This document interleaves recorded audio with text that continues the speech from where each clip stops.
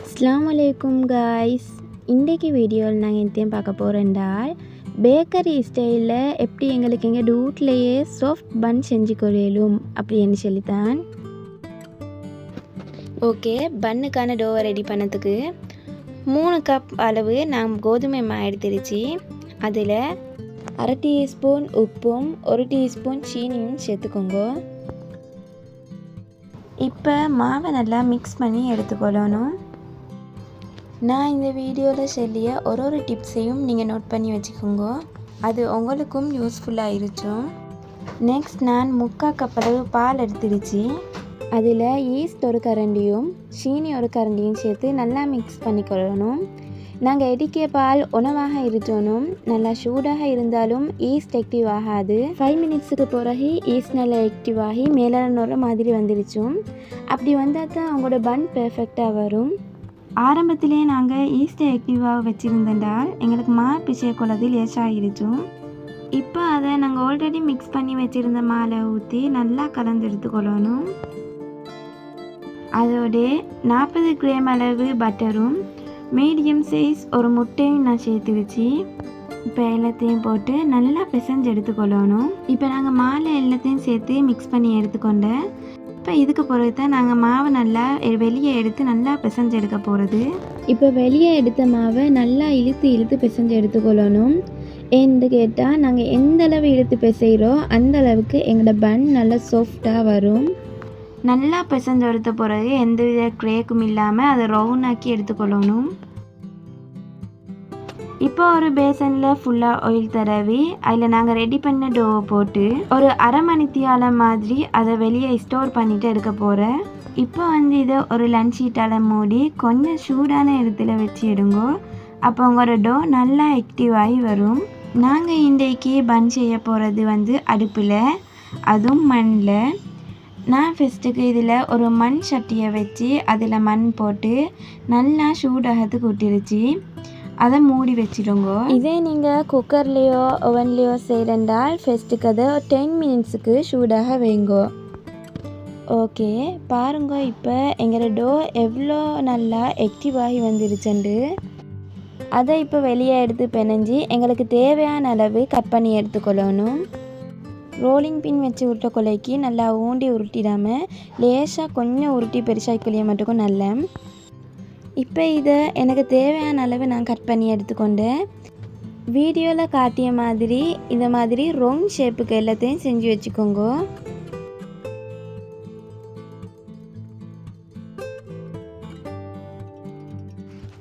Okay, இப்போ நாங்கள் round பண்ணி அதை ஓரத்துக்காக்கி வச்சிடணும்.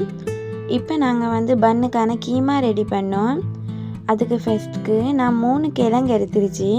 இந்த 3 கிழங்கையும் நல்லா கழுகி அதுக்கு தண்ணி ஊற்றி கொஞ்சமாக உப்பு சேர்த்து அதை வேக வச்சு எடுத்துக்கொள்ளணும். நெக்ஸ்ட் நான் 150 கிராம் அளவு இறைச்சி எடுத்துருச்சு. இதை நல்லா கழுகி எடுத்து அதில் மஞ்சள், மிளகு, தேவையான அளவு உப்பு போட்டு கொஞ்சமாக புளிக்கு லெமன் ஜூஸ் ஊற்றி அதில் 1 கப் மாதிரி தண்ணி ஊற்றி இறைச்சி வேக வச்சு எடுத்துக்கொள்ளணும். அடுத்தது மீடியம் சைஸ் வெங்காயம் 2 நான் சீஸாக கட் பண்ணி எடுத்துருச்சு. நான் 4 பச்சை மிளகாவை கட் பண்ணி எடுத்துருச்சு. அடுத்தது வாசனைக்காக கொஞ்சமாக கருவேப்பிலை, 1 கரண்டி அளவு பூண்டு, அடுத்தது சின்ன தக்காளி 2 கட் பண்ணி எடுத்துருச்சு. இதுக்கு பதிலாக நீங்கள் பெரிய தக்காளி 1 கட் பண்ணி எடுத்தாலே சரி. இப்போ கீமா செய்யறதுக்கு தேவையான எல்லா இன்க்ரீடியன்ஸும் இருந்துச்சு. ஓகே, வாங்கி இப்போ நாங்கள் கீமா செய்யோம். அதுக்கு முதல்ல நாங்கள் வேக வச்சு இறைச்சி எடுத்து பிளெண்ட் பண்ணி எடுத்துக்கொள்ளணும். ஷூட்டோடு எடுத்து பிளெண்ட் பண்ண வேணாம், அதை கொஞ்சம் வெளியே எடுத்து வச்சு 6 புறம் எடுத்து பிளெண்ட் பண்ணி எடுங்கோ. இப்போ ஒரு பேனை அடுப்பில் வச்சு அதில் 3 கரண்டி மட்டும் ஆயிலை ஊற்றி ஆயில் சூடாகி வந்த உடனே அதில் நாங்கள் எடுத்து வச்சுருந்த பூண்டு, வெங்காயம் எல்லாம் போட்டு வதங்கி வரது வச்சோணும். வெங்காயம் நல்லா வெந்து வதங்கி வந்த உடனே அதில் தக்காளி, பச்சை கொச்சிக்காய், கருவேப்பிலை எல்லாத்தையும் போட்டு மிக்ஸ் பண்ணி எடுத்துக்கொள்ளணும். நல்லா மிக்ஸ் ஆகி வந்த உடனே அதில் நாங்கள் பிளெண்ட் பண்ணி வச்சிருச்சு இறைச்சி போட்டு மிக்ஸ் பண்ணிக்கொள்ளணும்.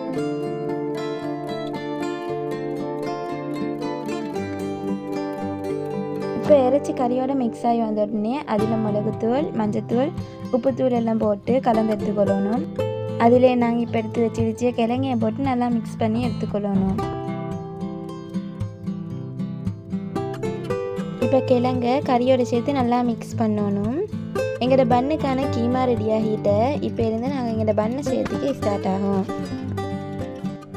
ஓகே, நான் இப்போ இதை 10 பன் செய்த அளவுக்கு ரவுண்ட் பண்ணி எடுத்துக்கொண்டுருச்சு. இப்போ ஃபஸ்ட்டுக்கு காட்ட போகிறது நான் ரவுண்ட் பன் செய்தது எப்படின்னு தான். இதை ஒரு ரோலிங் பின் எடுத்து நல்லா ஊண்டி ரோல் பண்ணிடாமல் லேசாக ரோல் பண்ணி அதோட ஓரத்தை ஃபுல்லாக மெல்லிஸாக தட்டி எடுத்துக்கோங்க. இன்றைக்கி நான் பன் எப்படி 3 விதத்தில் செய்தேன்னு சொல்லி தான் காட்ட போகிறேன். இதுக்கு ஃபர்ஸ்ட் நடுவில் கீமாவை வச்சு ரவுண்டையும் கவர் பண்ணி எடுத்துக்கோங்க. இப்போ அதை ரவுண்ட் ஷேப் பண்ணி எடுத்துக்கோங்க. மா நல்லா சாஃப்டாக கொஞ்சம் ஒட்டிய பதத்தில் தான் இருக்கும். அதுக்காக வேண்டி இன்னும் மா சேர்த்துக்கொண்டு அதை தட்டி கொண்டு இருக்க வேணாம். டோ நல்லா ஒட்டிய பதத்தில் இருந்தால் கொஞ்சமாக அதுக்கு ஆயிலில் கையில் தடவி கொண்டு தட்டுங்க. நான் ரோலிங் பின்னுக்கும் கொஞ்சம் ஆயில் தடவி கொண்டு தான் பண்ண செய்தது. இல்லாட்டி எல்லாம் ரோலிங் பின்னில் ஒட்டிடும்.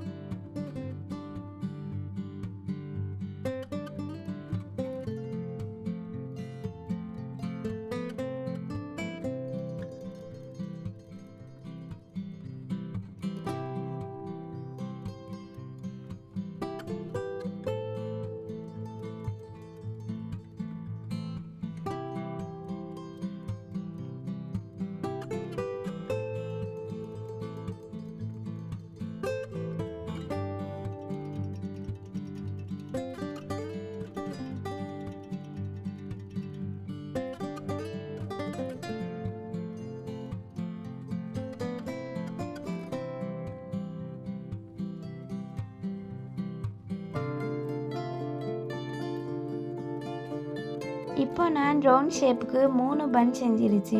இதுக்கு அடுத்தது இன்னொரு ஸ்டைலில் பன் செய்தது வீடியோவில் பார்த்தா விளங்கும். இதுக்கு நான் டோவை நீட்டத்துக்கு உருட்டி எடுத்துக்கொண்டேன். அதில் ஓரத்துக்கு கறியை வச்சு அடுத்த சைடு ஓரத்தை கத்தியை வச்சு கட் பண்ணி எடுத்துக்கோங்க நீட்டத்துக்கு. அதுக்கு பிறகு அதை ரோல் மாதிரி உருட்டி எடுத்துக்கோங்க. அப்படி ரோல் பண்ணி எடுத்துக்கொண்ட பிறகு அதை ஒரு வானவில் ஷேப்புக்கு கொஞ்சமாக வளைச்சி எடுத்துக்கோங்க. அப்போ பார்க்க இன்னும் நல்லா இருக்கும். இந்த டிசைன்லேயும் நான் 3 பன் செஞ்சிருச்சு. இதுக்கு அடுத்தது நான் ஒரு பின்னர் ஷேப் பன் செஞ்சேன். அது வீடியோவில் காட்டிக்கொள்ள தவறிட்டேன். உங்களுக்கு அந்த டிசைன் பன் செஞ்சு காட்டணும்னு சொன்னால் எனக்கு கமெண்ட் ஒன்று பண்ணுங்க. இன்ஷா அல்லாஹ் நான் அதை செஞ்சு காட்டியேன். இதே மாதிரி ஒரே டோ பிணைஞ்சி அதில் எங்களுக்கு எந்த டிசைன் வேணுமோ அந்த டிசைனில் பன்னை செஞ்சு எடுத்துக்கொள்ளிடும். நாங்கள் பன் சிரிசாக தான் ரவுண்ட் செஞ்சு வச்சேன். பாருங்கோ, அது நல்லாவே பொங்கி வந்துருச்சு ஒரு 5 நிமிஷம் மட்டும் வச்சதுனால.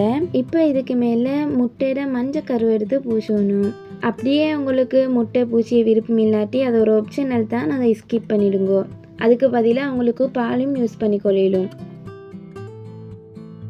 இப்போ முட்டையோட மஞ்சள் எல்லாம் பூசி முடிஞ்சு அதுக்கு மேலே நான் கருப்பு எல்லை தூவிருச்சு. இது ஒரு பசந்துக்காகத்தான். உங்களுக்கு வெள்ளை எல்லை சேர்த்து அதுக்கு மேலே தூவேலும், இல்லாட்டி உங்களுக்கு அதை ஸ்கிப் பண்ணிவிடும். மேலும் கட்டாயம் இல்லை. இப்போ நாங்கள் சூடாக வச்ச மண் நல்லா சூடாகிருச்சு. அதுக்குள்ளே ஒரு ஸ்டேண்ட் ஒன்று வச்சு அதில் பண்ணை வச்சு மூடி வச்சிடணும். நெருப்பு நல்லாவே போடப்படாது, கொஞ்சமாக தணலில் வச்சா நல்ல.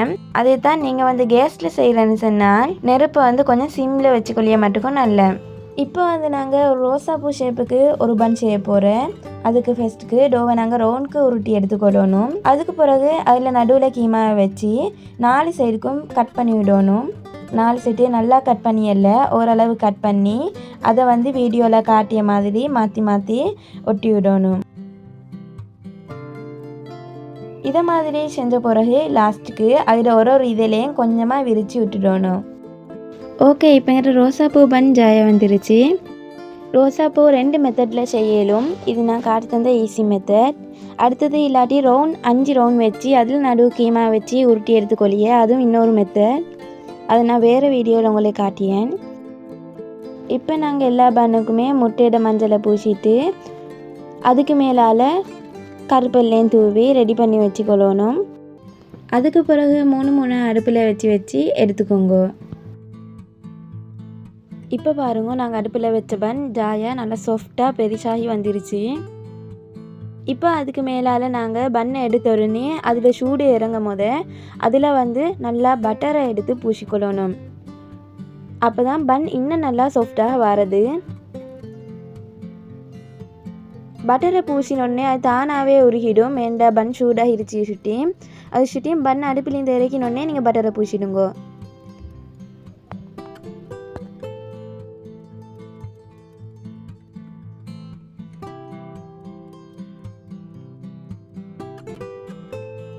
ஓகே, இப்போ பேக்கரி ஸ்டைலில் எங்கள் பன் ரெடி ஆகிருச்சு பாருங்கோ. மாஷாலான்னு நல்லா சாஃப்டாக பார்க்கறதுக்கும் பசந்தாக வந்துருச்சு.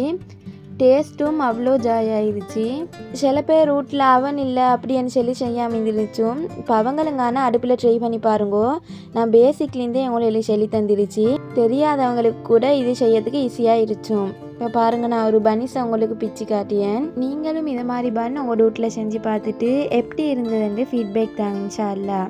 இது சம்மந்தமான டவுட்ஸ் இருந்தால் கமெண்ட்டில் கேளுங்கோ, நான் கிளியர் பண்ணி விடியேன் இன்ஷா அல்லாஹ். கூடிய சீக்கிரம் இன்னும் நல்ல நல்ல வீடியோஸ் போடியேன். அதுக்காக நீங்கள் செய்ய வேண்டியது ஒன்று தான், எங்களோட சேனலை சப்ஸ்கிரைப் பண்ணி வச்சுக்கோங்க. உங்களுக்கு இந்த வீடியோ பிடிச்சிருந்தா மறக்காமல் லைக் பண்ணுங்க.